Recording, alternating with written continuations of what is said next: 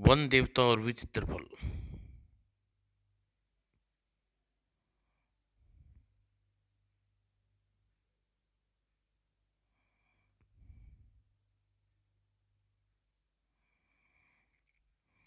राजा किस लिए सतीशपुर नगर का शासक था। वह बहुत क्रूर स्वभाव का था। उसका किसी न किसी बहाने प्रजा पर जुल्म डालता रहता था। दुशासी आदमी, क्या तुम्हें मालूम नहीं, हमारी सवारी आ रही है। हमारे सामने ऊंचा मस्तक करके खड़ा हो गया। तुम्हारी हिम्मत कैसे हुई। इस जुर्म में हम तुझे सजाए मौत देते हैं। और एक दिन जब इसी इसी प्रकार राजा किसले ने निर्दोष ब्राह्मण को मृत्यु दंड दिया तो प्रजा राजा को श्राप दिया। दुष्ट राजा, तूने मुझे जैसे अनेक निर्दोष दुख को दुख किया है। जा, मैं तुझे सजा देता हूँ। तेरी रात की नींद और चैन उड़ जाए। हाँ हाँ हाँ, तू मुझे क्या श्राप देगा। मरते हुए ब्राह्मण को निर्दोष आत्मा आत्मा का श्राप कभी झूठा नहीं जाएगा। कहते हुए घायल ब्राह्मण ने हिचकी ली और प्राण पे फिर उड़ गए। उसी रात राजा किसले सोने के लिए शयन कक्ष में लेटा। ओ, अर्धरात्रि बीत चुकी है, हमारी नींद आंखों से कोसों दूर है। हमारी नींद क्यों नहीं आ रही। राजा किसले शून्य को सैया पे पड़े पड़े करवटें बदलते रहे। सारी रात उसे नींद नहीं आई। सारी रात बीत गई, लेकिन मुझे एक पल भी के लिए हमारी आंखें में झपकी नहीं हुई। ब्राह्मण का दिवा शराब सच तो नहीं हो गया। उसी सचमुच उसी दिन राजा किसले की रात की नींद उड़ गई। वह प्रतिदिन सोने की लाख कोशिश करता, लेकिन दिन पसे से नींद नहीं आती। नींद न आने के कारण प्रतिदिन चिड़चिड़ा होता जा रहा था, क्रूर हो गया, वह हठी हो गया। एक दिन, महाराज, इस बार वर्षा वर्षा बंद होने का नाम ही नहीं ले रही। एक दिन एक दिन दो दिन तक इसी प्रकार मूसलाधार वर्षा होती रही तो राज्य की सीमावर्ती नदी करुण बाढ़ आ जाएगी और हमारे राज्य को खतरा उत्पन्न हो जाएगा। इसमें हम क्या कर सकते हैं प्रधानमंत्री। हम वर्षा को कैसे रोक सकते हैं। महाराज का उत्तर सुनकर उप महाराज ने से तो बाढ़ के बारे में वार्तालाप करनी बेकार है, मुझे कुछ करना होगा। प्रधानमंत्री वासुदेव उसी समय समस्त मंत्रियों की आपातकालीन मंत्री की मीटिंग बुलाई। माननीय मंत्री को, कर्णा नदी का पानी हमारे राज्य के तटवर्ती मंदिर तक मकानों में घुसना शुरू हो गया है। हमें कुछ उपाय करना होगा, वरना राज्य में तबाही मच जाएगी। इसमें के लिए हम क्या करना होगा प्रधानमंत्री जी। बाढ़ का पानी अभी नगर से बहुत दूर है।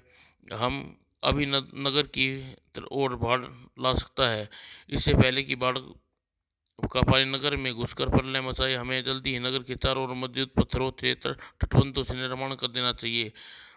बांधों का निर्माण करने के बाद पानी नगर की सीमा में प्रवेश नहीं कर सकेगा। इस प्रकार हमारे राज्य में तबाही से बच जाएगा। इसके अलावा बाढ़ के प्रकोप से जितने भी नागरिक पीड़ित हुए उन्हें अन्न और खाद्य सामग्री वितरित किया जाए। उनके रहने के लिए उचित प्रबंध किया जाए। इन सब कार्यों में आप लोगों की सहायता सहयोग चाहता हूँ।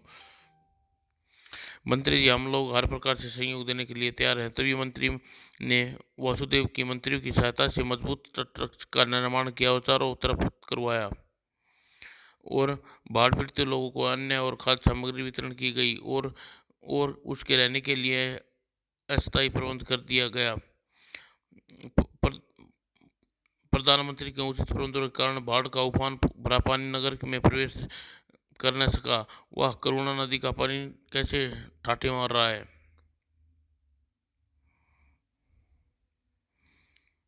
और 2 दिन बाद नदी का पानी उतरना शुरू होगा। कहीं जाकर लोगों की घबराहट कम हुई। प्रधानमंत्री द्वारा किए उपायों के कारण हम बाढ़ से हमारी जान बच गई। भगवान प्रधानमंत्री का भला करे। प्रधानमंत्री वासुदेव ने करुणा नदी के तट पर खड़े हुए कि अरे, यह क्या, नदी से कोई फल बहता हुआ आ रहा है। फिर वह फल बढ़ता हुआ प्रधानमंत्री के पास से गुजरा। तुरंत ही पास खड़े एक तैराक को आज्ञा दी, इस फल को तुरंत ही नदी से निकाल कर हमारे पास लाओ। वह तैरता हुआ फल के पास निकट पहुंचा।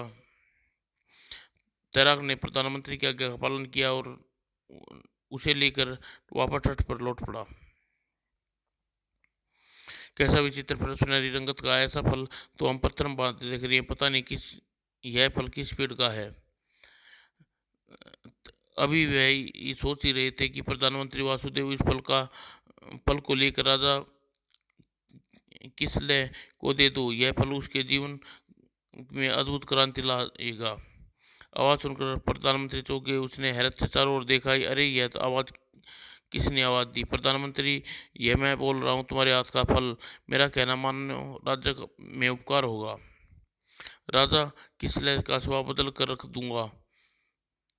क्यों नहीं, तुम मेरे कहना मानो और राजा किसले के पास ले चलो। मेरा चमत्कार देखना।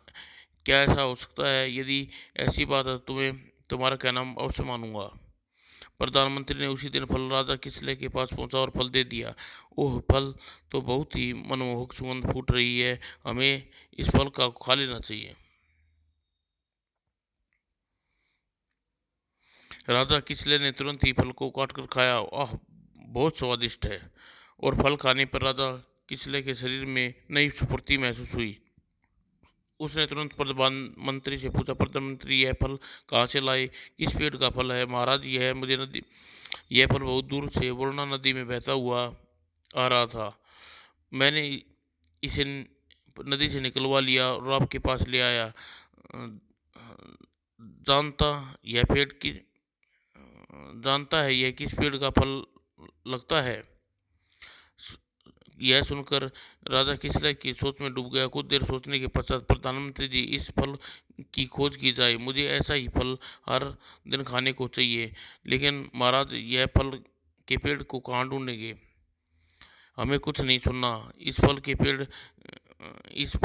पेड़ को तलाश करने की व्यवस्था की जाए। अगर ऐसा न हो सका तो तुम्हारी गर्दन उड़ा देंगे। महाराज, मैं इस फल के पेड़ को ढूंढने की पूरी कोशिश करूंगा। इतना कहकर प्रधानमंत्री ने सिर झुकाकर वहां से चला गया।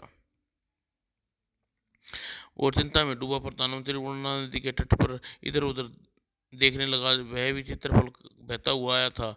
अब राजा प्रतिदिन फल कहाँ से ला कर दूं? और काफी देर तक वह खड़ा रहा, सोता रहा। जब उसकी समझ में कुछ नहीं आता, उदास होकर चला आया। और अपने महल पहुंचकर उसने तैराक को बुलाकर वरुणा नदी से उस फल को निकाला था। जैसा फल तुमने नदी से निकाला था, वैसा ही फल महाराज को प्रतिदिन खाने के लिए चाहिए। लेकिन वैसा फल अब कहाँ से मिलेगा प्रधानमंत्री जी?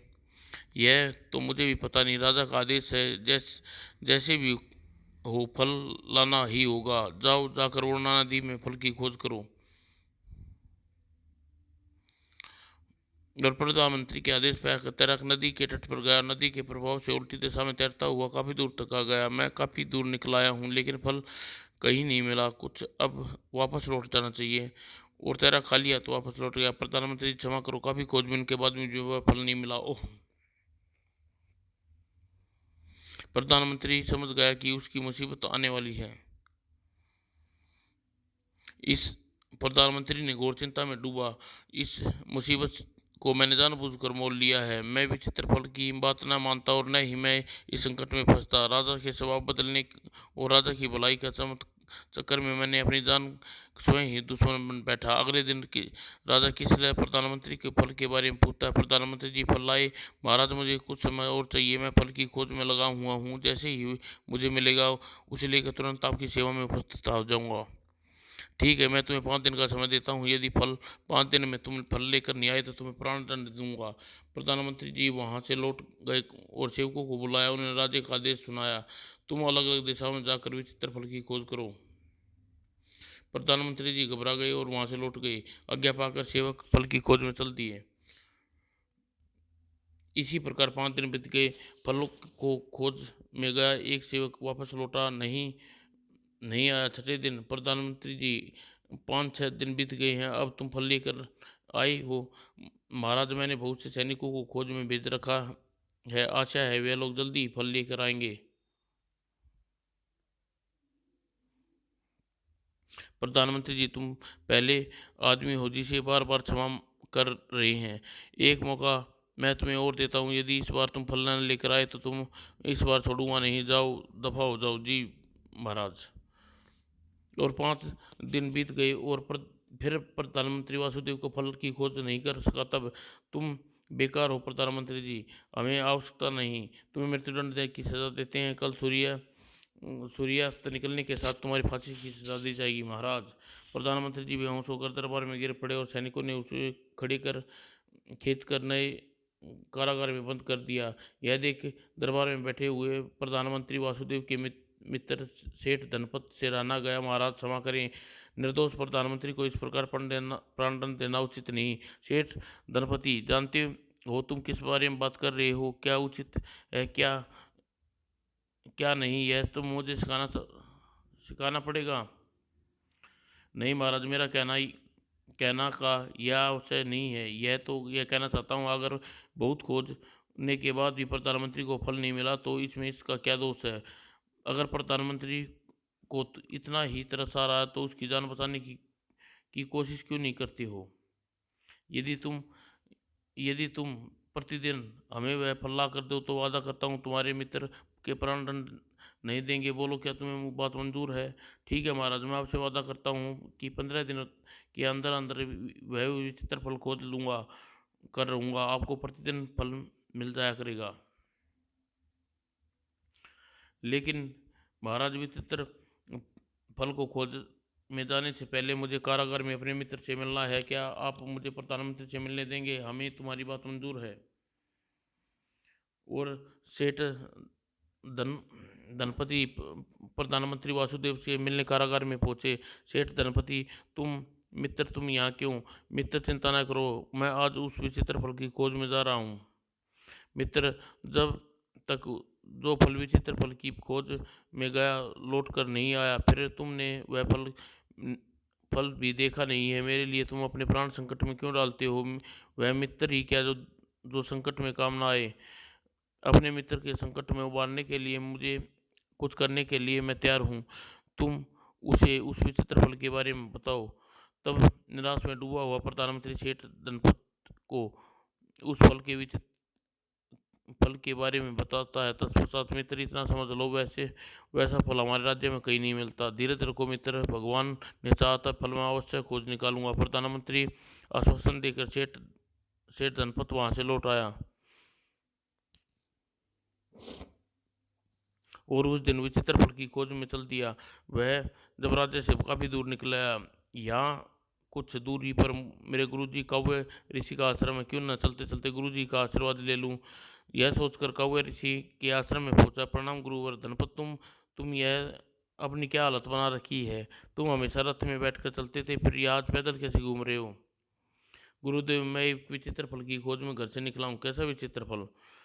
जब सेठ धनपत ने विचित्र फल के बारे में कौवे को बताया, सारी बात जानकर, गुरुदेव, क्या आप बता सकते हैं अब मैं उस फल की खोज में किस दिशा में जाऊं? धनपति, तुम तो फल की खोज में गलत रास्ते पर निकले हो। यह रास्ता और उस ओर नहीं जाता जहाँ विचित्र फल लगता है। धनपति, तुम्हें करुणा नदी के किनारे किनारे जाना चाहिए। पूरे दिन लगातार चलने के पश्चात तुम्हें एक वन में पहुंचोगे। उसी वन में तुम्हें विचित्र फल मिलेगा। तो तब तो गुरुदेव, मुझे करुणा नदी के ओर चला जाना चाहिए। तब कांवर ऋषि ने अपनी राम नामी चादर उतार कर सेठ धनपत को दी। धनपति, जिस वन में विचित्र फल है उस वन देवता बहुत ही गुस्सेल है। वह वन में प्रवेश करने वाले मनुष्य को मौत के घाट उतार देता है। तुम इस चादर को ओढ़ लो, वन में प्रवेश करना। इस चादर के प्रभाव के कारण वन में देवता तुम्हें कुछ नहीं बिगाड़ सकेगा। सेठ धनपत ने कौवे को ऋषि से चादर ले ली और उसको प्रणाम करके वहां से चल दिया। अब सेठ धनपति ने करुणा नदी के किनारे किनारे चलना शुरू कर दिया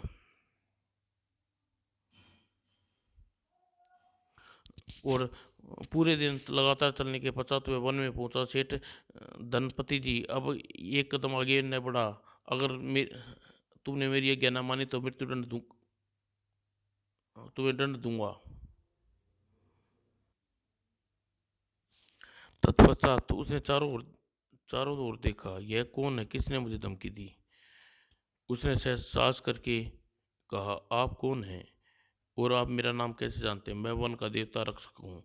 वन देवता, क्या आप मुझे दर्शन दोगे? यह सुनकर सेठ धनपत के सामने देवता प्रकट हुए। अब बताओ, तुम्हें इस वन में आने का साहस कैसे किया? वन देवता, आपके वन में सुनहरी रंगत वाला एक फल है, उसी फल की खोज में इस वन में आया हूँ। तुम जिस फल की खोज में आए हो तुम्हें नहीं नहीं मिल सकते, इसलिए कहता हूँ कि तुम वापस लौट जाओ।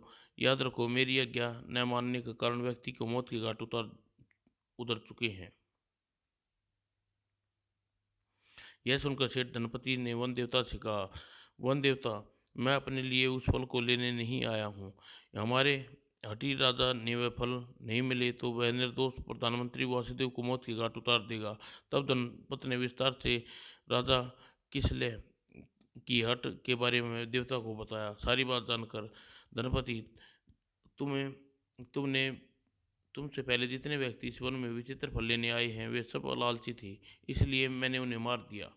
लेकिन तुम अपने मित्र की जान बचाने के लिए फल लेने आए हो, इतनी दूर आए हो, इसलिए मुझे लगता है तुम भले आदमी हो, परोपकार करने घर से निकले हो। बताओ तुम्हें क्या चाहिए? वन देवता, मुझे अपने लिए कुछ नहीं चाहिए। मैं चाहता हूँ यदि राजा को प्रतिदिन एक फल मिल जाए तो वह निर्दोष निर्दोष लोगों के संकट से बच जाएंगे। धनपति, क्या इस वन में एक सरोवर है? उस सरोवर के किनारे एक विचित्र फल है, अगणित अनगिनत पेड़ उगे हुए हैं, उसमें से तुम एक पौधे को उखाड़ कर अपने राज्य में ले जा सकते हो।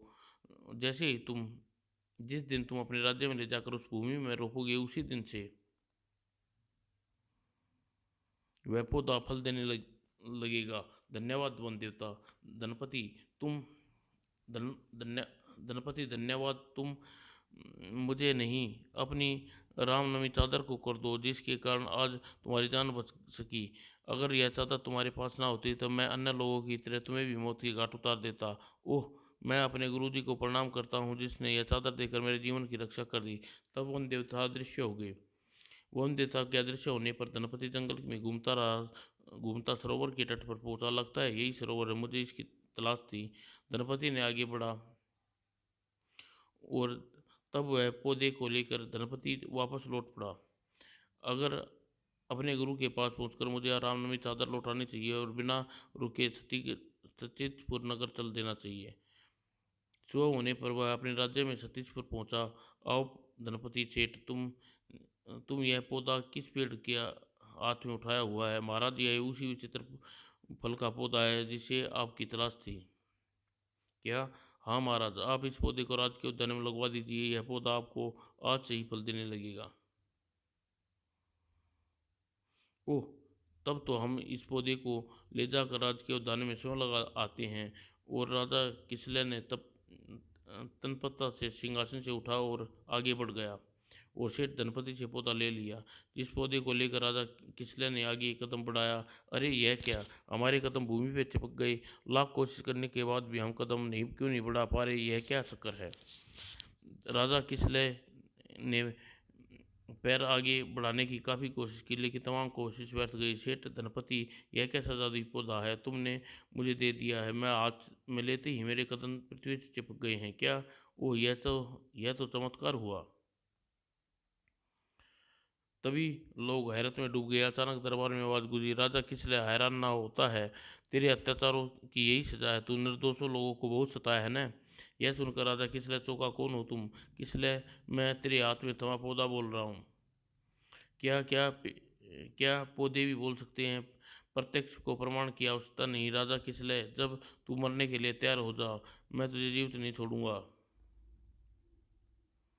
अब राजा किसले गिड़गिड़ाया, नहीं नहीं, ऐसा न करो। मैं मैं कोई रातों तक नींद नहीं आने के कारण पहले ही दुखी हूँ, मुझे कष्ट न दो। राजा किसले, मौत के सामने देखकर क्यों गिड़गिड़ा रहा है तू? कभी उन लोगों की गिड़गिड़ाहट पर ध्यान दे जिन लोगों ने तुझे अकारण अकारण मौत की घाट उतारा था। विचित्र पौधे, मुझे क्षमा कर दे। मैं मानता हूँ कि मैंने अपनी प्रजा को बहुत कष्ट दिए हैं। तुम्हें वचन देता हूँ कि आज के बाद अपनी प्रजा को कोई कष्ट नहीं दूंगा, पूरा ख्याल रखूंगा। राजा किसले, तुमने आज अपने जीवन का एक भी पल भलाई नहीं किया है, अतः मेरी बात ध्यान से सुनो। राजन, बिल बिंदवन वन में घाटी में चक्कर ये अनगिनत राजाओं को कैद हैं, उसे अपना दास बनाया हुआ था। यदि तुम विद विदन ने वन में जाकर सभी राजाओं को चक्कर यक्ष के चुंगल से निकाल आओ तो मैं तुम्हें तुम्हारे प्राण बख्श सकता हूँ। बोलो, तुम्हें मेरी बात मंजूर है? हाँ, मुझे तुम्हारी बात मंजूर है। तो आगे बढ़ो और राजकीय उद्यान में जाकर मुझे भूमि में रोप दो। लेकिन मैं आगे कैसे बढ़ूँ? मेरे कदम तो पृथ्वी से चिपके रखे हैं। तुम कदम आगे बढ़ाओ तो। पौधे की बात सुनकर आश्चर्य है, मुझे कदम उठाने में परेशानी नहीं हो रही। राजा किसलर ने पौधा राजकीय उद्यान में पहुंचने पर पौधे को उद्यान में लगा दिया। पश्चात राजा किसलर, याद रखना, अगर तूने मेरी फिर कभी अपनी प्रजा को दुख दिया तो मैं तुम्हें बख्शूंगा नहीं। अब नहीं, अब ऐसी गलती भूल कर भी कभी नहीं करूंगा। तो जाओ अब बिंदल वन में जाकर राजाओं को यक्ष के चक्कर यक्ष की कैद से छुड़ाओ। अच्छा। और किसले सीधा कारागार में पहुंचा। प्रधानमंत्री, व्यर्थ हट करने के हमने तुम्हें कारागार में बंद कर दिया, इसके लिए हम क्षमा मांगते हैं महाराज। मुझे इस बात की खुशी है कि आपको अगली अपनी गलती का एहसास हो गया। तब राजा किसले ने सैनिकों को आदेश दिया, सैनिकों जल्दी प्रधानमंत्री की बेड़ियां खोल दो। जो आज्ञा महाराज। और और सैनिकों ने तुरंत ही आदेश का पालन किया। प्रधानमंत्री जी, हम एक आवश्यक कार्य से विदिन वन में जा रहे हैं, जब तक वापस ना लौटे तब तक राजा का ख्याल आपको रखना है। जो आज्ञा महाराज। तब घोड़े पर सवार होकर राजा किसले बिदन बिन दलवल की ओर चल दिए। घोर आश्चर्य है, इतना क्रूर राजा किसी की सहायता के उद्देश्य से बिंदल बन जा रहा है। अनहोनी इसी को कहते हैं मेरे भाई। और दूसरी ओर प्रधान वासुदेव सोच रहा था, इस विचित्र फल ने सही कहा था, सचमुच ही क्रूर राजा किसले के स्वभाव बदल बदल गया है, वरना वे मुझे कुछ छोड़ने वाला नहीं था। इधर कई दिनों का सफर तय करने पर राजा भी किसले बिंदलवन पहुंच गए। बू, अरे यह कहीं स्त्री की रोने की आवाज आ रही है। उसने अचानक ही घोड़े की लगाम खींची, फिर घोड़े की दिशा मोड़ दी जिस ओर रोने की आवाज आ रही थी। खोज करता हुआ एक पेड़ के पास पहुंचा। तुम कौन हो? इस जंगल में बैठकर क्यों रो रही हो? तब युवती ने सिसकते हुए कहा, मैं नवलगढ़ के राजा नवल सिंह की पुत्री राजकुमारी केतली हूँ। मेरे पिता यक्ष चक्कर उठाकर ले गया है, वन की घाटी में ले गया है। ओ, तो तुम भी चक्कर चक्कर यक्ष की दुष्टता से पीड़ित हो। लेकिन एक बात मेरी समझ में नहीं आ रही, चक्कर यक्ष राजाओं को अपने कैदी क्यों बनाता है? चक्कर यक्ष भगवान शिव से वरदान दिया है, यदि उसे 100 राजाओं को कैद बनाकर विंध्यवन की घाटी में एक महल बनाए और उस महल में बनवाने पर राजा यदि मजदूरी से काम ले तो चक्कर यक्ष अनेक अद्भुत शक्तियां प्राप्त होंगी। उन्हीं अद्भुत शक्तियों को प्राप्त करने के लिए चक्कर यक्ष केवल राजाओं को बंदी बनाता है। यदि ऐसी बात है तो इस वन में कैसे आ पहुंची? कल कल शाम की बात है, अपने पिताजी के साथ राजकीय उद्यान में बैठी घूम रही थी, तभी आकाश मार्ग से एक उड़न खटोले में हमारे सामने आकर उद्यान में उतरा। उड़न खटोले से चक्कर यक्ष बैठा हुआ था। चक्कर यक्ष ने उड़न खटोले से उतरती ही हमारी ओर बढ़ा। राजा नवल किशन, तुम्हें हमारे साथ बिनल वन चलना घाटी चलना पड़ेगा। लेकिन क्यों? तुम कौन हो और हमें आदेश देने वाले? सुनो राजन, मेरा नाम चक्रयक्ष है, तुम्हें अपने मेरे साथ चलना ही होगा। इतना कहकर चक्रयक्ष ने, अरे यह क्या कर रहे हो? जल्दी ही भूमि पर उतारो। हा हा हा, है ये किसी में इतनी शक्ति नहीं जो हमसे टक्कर ले सके। मुझे छोड़ दो चक्रयक्ष, अगर तुम मुझे साथ ले गए तो मेरे राज्य का कौन संभालेगा? और मेरे पिताजी चक्रयक्ष की लाख विनती की, लेकिन उन्हें एक न सुनी और उन्हें तेजी से उड़न खटोले की ओर उछाल दिया। भयभीत मेरे पिताजी दम से उड़न खटोले में जा गिरे और बेहोश हो गए। तब अट्टहास करता हुआ यक्ष उड़न खटोले में चढ़ गया। इससे पहले चक्कर यक्ष पिताजी महाराज को लेकर उड़ता भागता उड़न खटोले तक पहुंच जाना चाहिए, और यह सोचकर उड़न खटोले की ओर दौड़ पड़ी। लेकिन जैसे ही उड़न खटोला उड़ने को खटोले के समीप पहुंची, उड़न खटोला भूमि से उठने लगा। ओह, उड़न खटोला उड़ने लगा, अब मैं क्या करूं? मेरी समझ में कुछ नहीं आया, क्या करूं? जब मुझे कुछ न सूझा तो मैंने उड़न खटोले पर को पकड़ कर लटक गई। उड़न खटोला उड़ता हुआ बिंदल वन के ऊपर से गुजरा। राजकुमारी, उड़न खटोला का पाया छोड़ दे, वरना अंजाम बहुत बुरा होगा। जब तक तुम मेरे पिताजी को नहीं छोड़ोगे तब तक मैं इसी प्रकार लटकी रहूंगी। यह सुनकर हठी राजकुमारी कहना नहीं मानती तो यह ले। और कहकर चक्र ने मेरे हाथों को जोरदार प्रहार किया। इसी मैं किसी कटे हुए वृक्ष की तरह भूमि पर गिरी और चक्र यक्ष उड़न खटोले को लेकर चला गया। और फिर राजा किसले की कहानी सुनने के पश्चात केतकी ने आगे कहा, चक्र यक्ष पिताजी महाराज को अपने साथ उड़ा कर ले गया और मैं कल से ही बियाबान जंगल में भटक रही हूँ। क्या सच?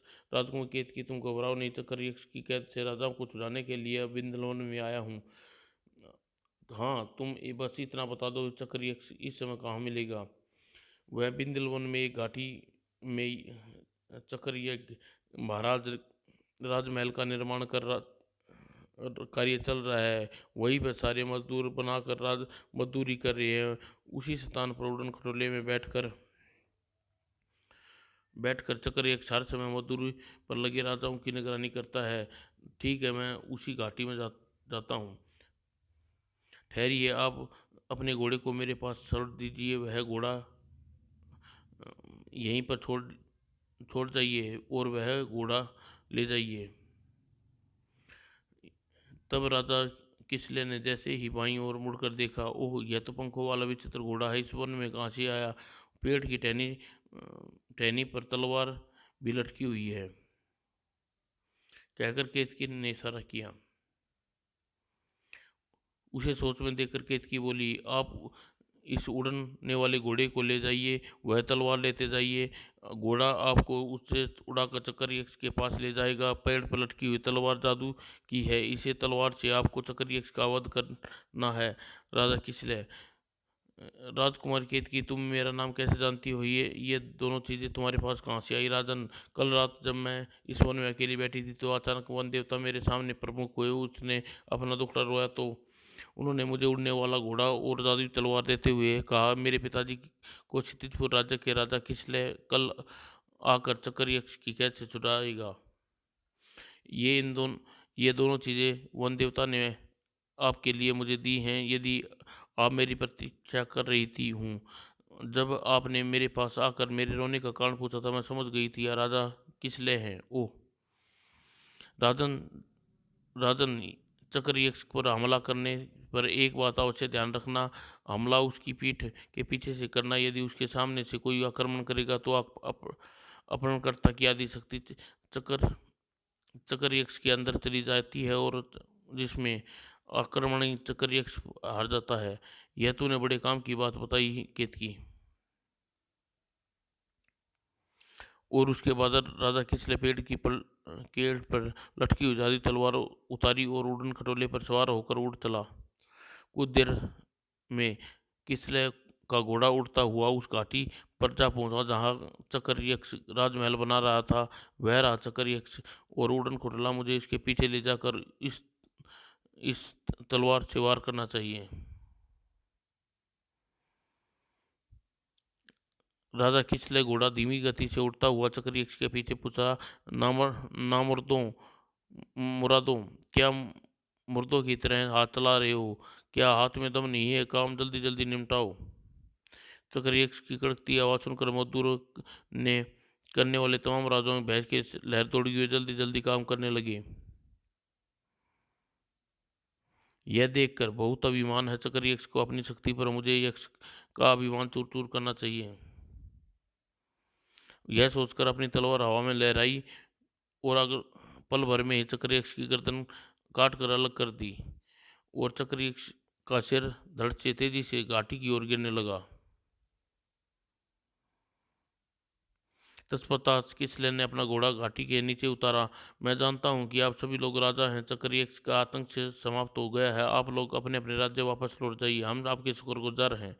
राजा किसले आगे कहा, आप लोगों में से जो नवलगढ़ के राजा नवल सिंह है, कृपा करके वह मेरे पास आइए, मुझे महत्वपूर्ण वार्तालाप करना है।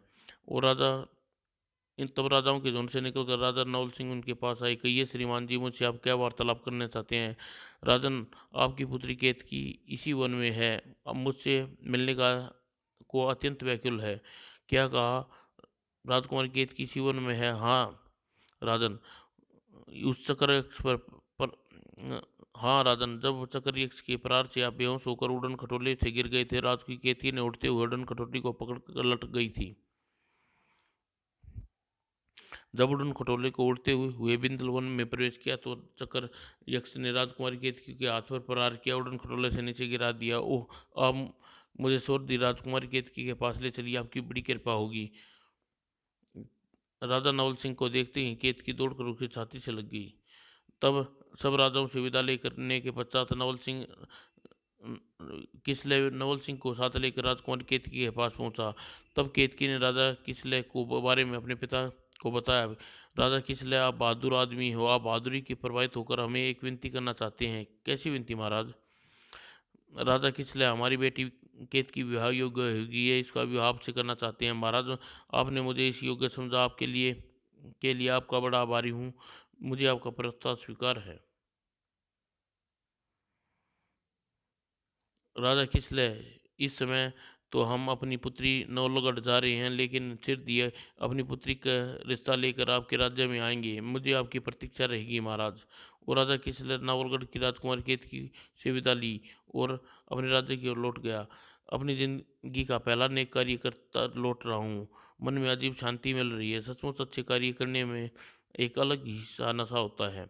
और तेजी से उड़ता हुआ घोड़ा क्षितिज पूर्व में जा पहुंचा। प्रधानु व सूर्यदेव ने उनका स्वागत किया। आइए महाराज। प्रधानमंत्री जी, आप आज हम बहुत खुश हैं, आज हमने एक नेक कार्य किया है। तब राजा राज के उद्यान में लगे हुए चित्रफल के पास पूछे, विचित्रफल के पौधे, मैंने समस्त राजाओं को चक्रव्यूह की कैद से छुड़ा दिया है, उसे मौत की घाट उतार दिया है। राजन, तुम्हारी बात सुनकर मुझे खुशी हुई। आज से तुम मेरे ऊपर लगे फल खाने के हकदार हो।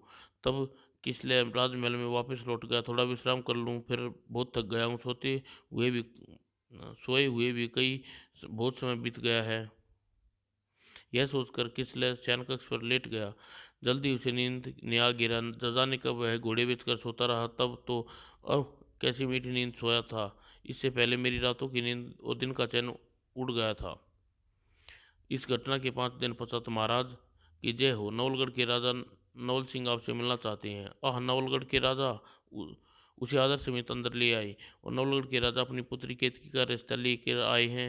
राजा किसले का रिश्ता स्वीकार कर ही चुके हैं। सिर दी उसकी केतकी से विवाह हो गया और किसले का स्वभाव बिल्कुल ही बदल चुका था।